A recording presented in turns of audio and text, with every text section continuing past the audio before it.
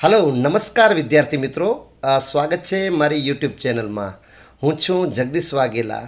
मित्रों जवाहर नवोदय विद्यालय प्रवेश परीक्षा धोरण 6 वर्ष 2025-26 ની જાહેરાત આવી ગઈ છે।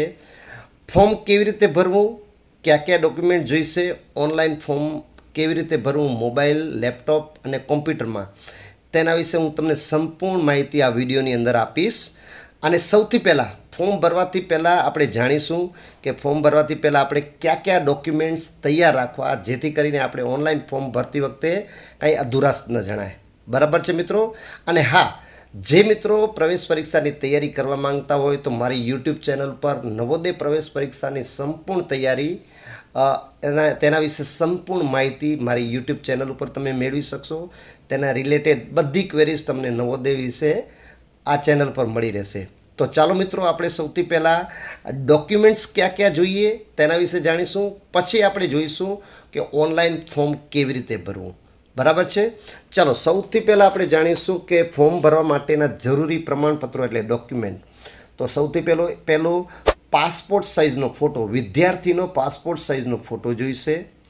બીજું વિદ્યાર્થીના સહીનો ફોટો, એટલે વિદ્યાર્થી જે સહી કરે ને એનો ફોટો પાડી લેવાનો, મોબાઈલમાં રાખી લેવાનો, જ્યારે તમે ઓનલાઈન ભરો ત્યારે એ અપલોડ કરવાનો રહેશે।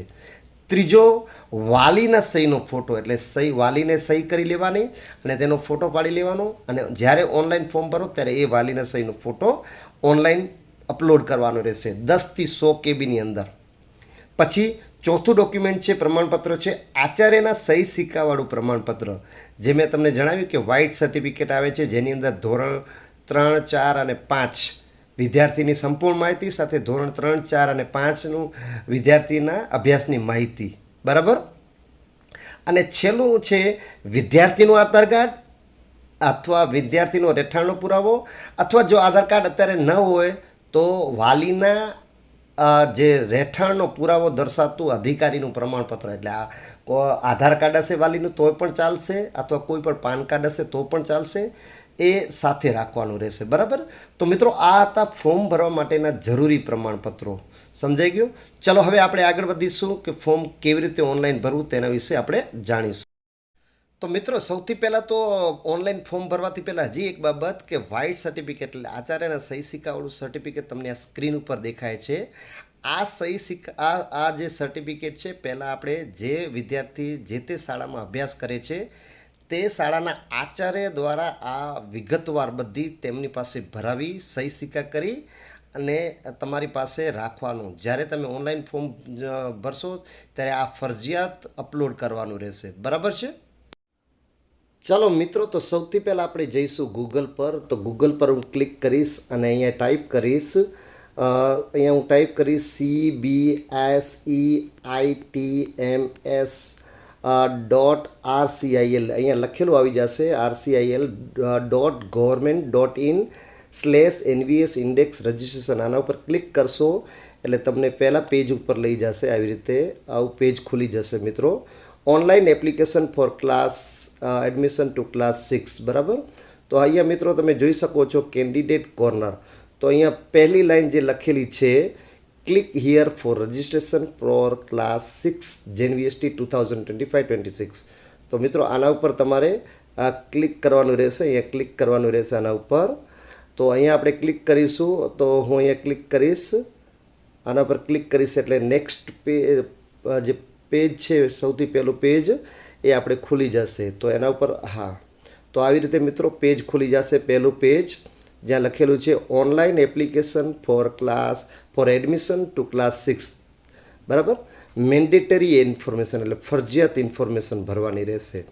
આ લેફ્ટ સાઈડ જે આપેલી છે એ ડેટ છે તે વિગતવાર આપેલી છે, ફોટોની સાઇઝ કેટલી હોવી જોઈએ ને એના વિશે છે, એ આપણે અત્યારે નથી જોવાનું।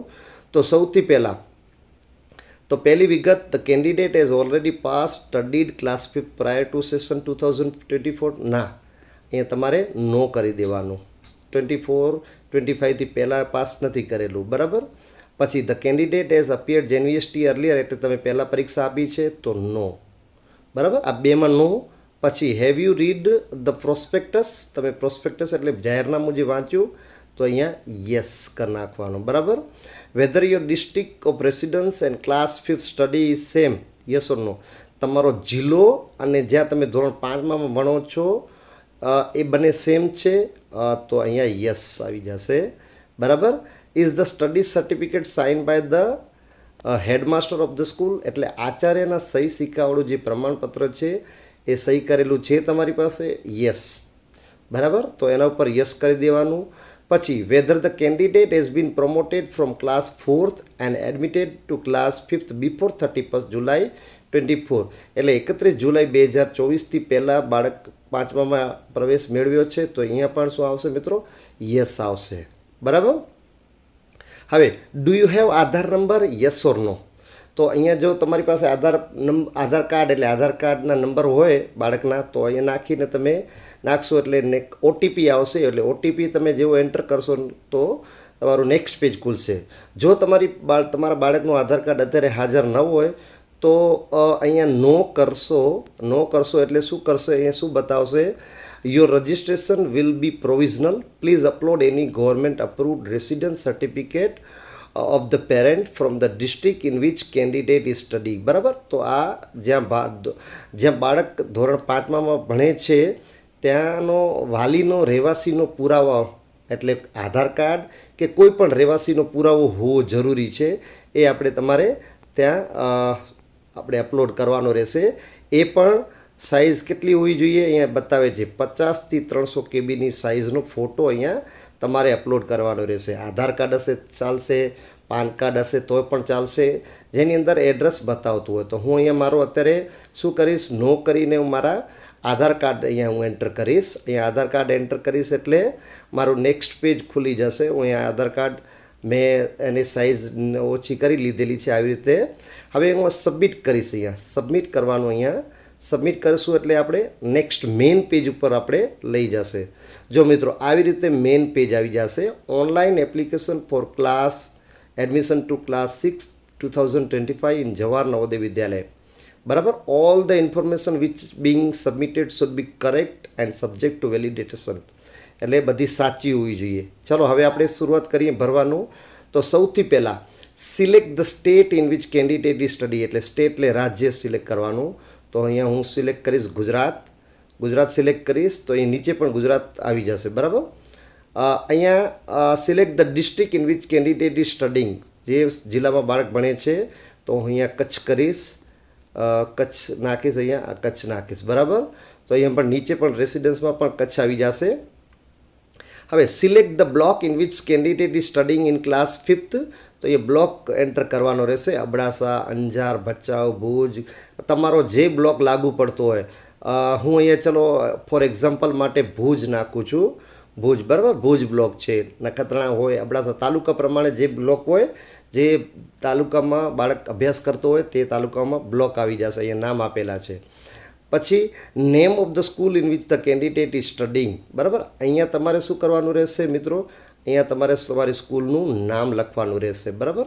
ઉસ વિદ્યાલય કા ચયન કરે जिस विद्यालय में कक्षा 5 में पढ़ रहा है, नेम ऑफ द स्कूल, અહીંયા નામ તમારે એન્ટર કરવાનું રહેશે. અહીંયા name of the school, for example પ્રાથમિક શાળા જે હોય, બરાબર, પ્રાથમિક શાળાનું નામ મથલ પ્રાથમિક શાળા, તો મથલ પ્રાથમિક શાળા. બરાબર. તો એવી રીતે જે તે પ્રાથમિક શાળા હોય એનું નામ લખવાનું રહેશે. પછી નેક્સ્ટ વનમાં આપણે જઈશું મિત્રો આગળ. નેમ ઓફ ધ કેન્ડિડેટ, અહીંયા બાળકનું નામ આવશે. આ જે દેખાય છે એની અંદર બાળકનું નામ, નેમ ઓફ ધ કેન્ડિડેટ. પછી મોબાઈલ નંબર આવશે, અહીંયા મોબાઈલ નંબર બાળકના. ત્યારબાદ મિત્રો નેક્સ્ટ વન છે ડેટ ઓફ બર્થ. અહીંયા ડેટ ઓફ બર્થ તમારે એન્ટર કરવાની રહેશે, જે ડેટ ઓફ બર્થ આપેલી છે એ પ્રમાણે. બરાબર.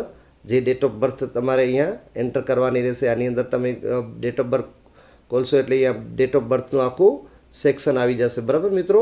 તો અહીંયા ડેટ ઓફ બર્થ એન્ટર કરવાની રહેશે, જે તમારી ડેટ ઓફ બર્થ માંગેલી છે જે જાહેરનામામાં, એના પ્રમાણે તમારે એન્ટર કરવાની. પછી ઈમેલ આઈડી જો હોય તો, કારણ કે અહીંયા શું છે સ્ટાર નથી કરેલ, રેડ માર્કમાં જે સ્ટાર હોવું જોઈએ ને એ નથી કરેલ. જો હોય તો એન્ટર કરવાની અથવા ડેશ કરી દેવાનો. બરાબર. પછી નેક્સ્ટ છે મધર્સ નેમ, માતાનું નામ, ફાધર્સ નેમ. પ્રોપરલી નાખવાનું ફાધર્સ નેમ. આ બંને ફરજિયાત છે. જ્યાં સ્ટાર માર્ક રેડ કલર લાલ કલરનું મારેલ છે એ ફરજિયાત છે. બરાબર. નેક્સ્ટ વન આપણે જઈશું name of the Guardian.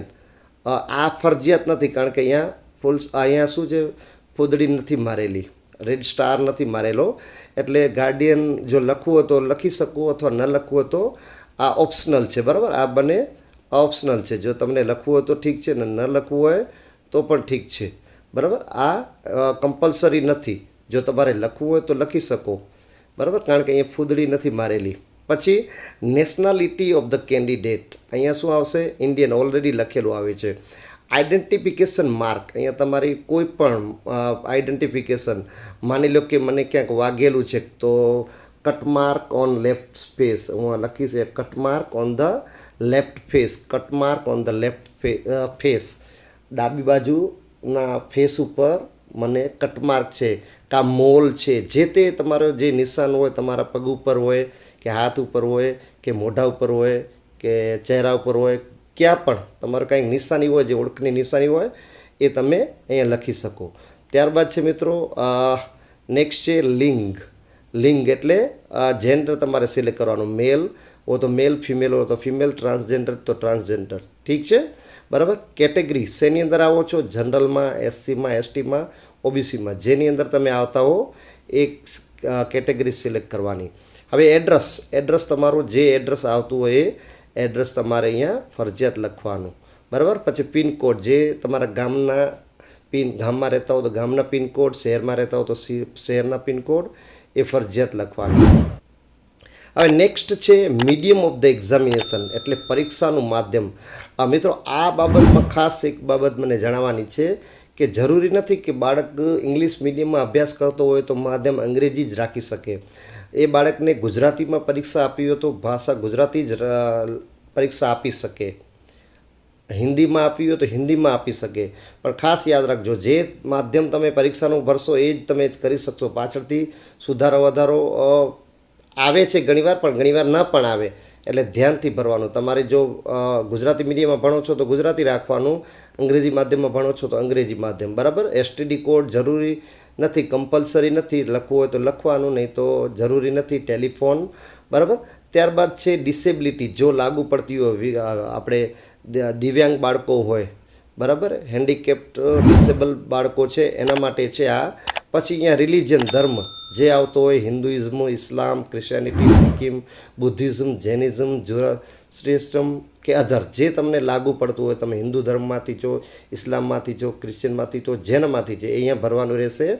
If other please specify, જો આનમાં ન હોય તો અહીંયા જે અધર છે, અધર આપેલું છે તો અધર કયો છે અહીંયા દર્શાવવાનું રહેશે ફરજિયાત. તમારે આ કોલમમાં દર્શાવવાનું રહેશે. બરાબર.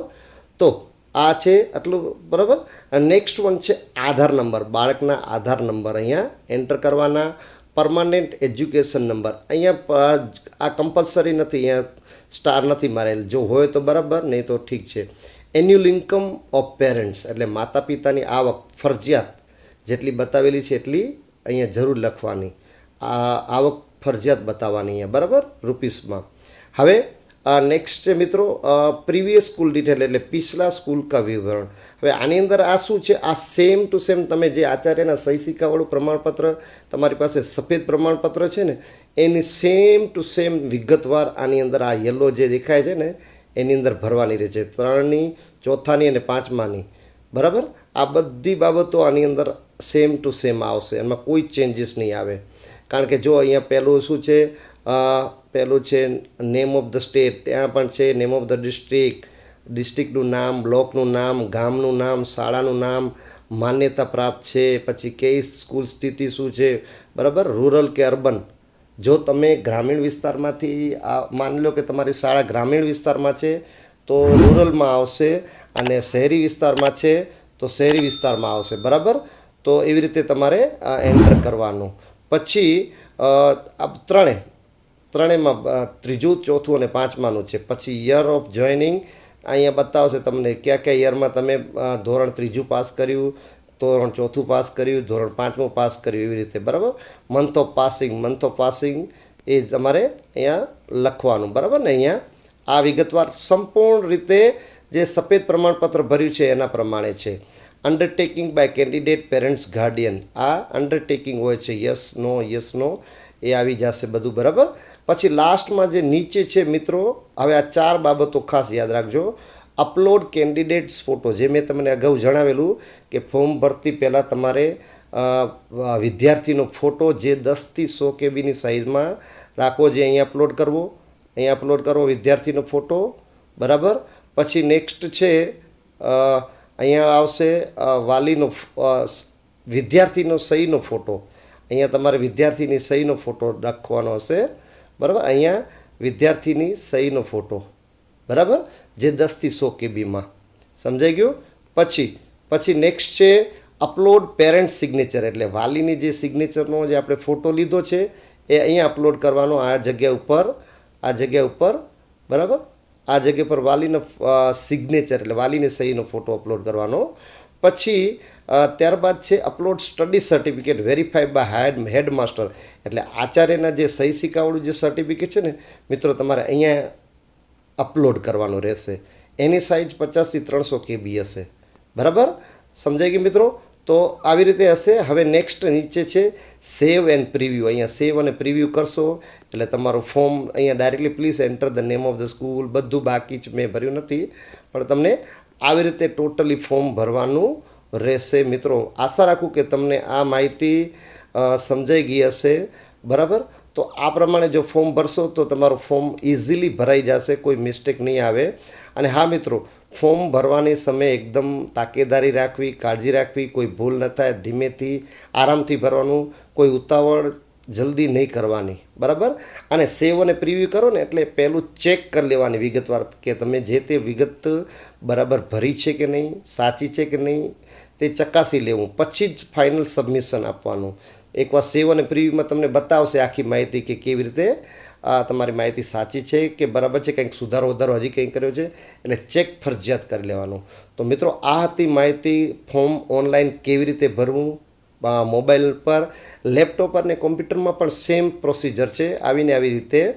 તો મિત્રો, જો વિડીયો સારો લાગ્યો હોય તો તમારા અન્ય મિત્રોને આ વિડીયો શેર કરજો, લાઈક કરજો.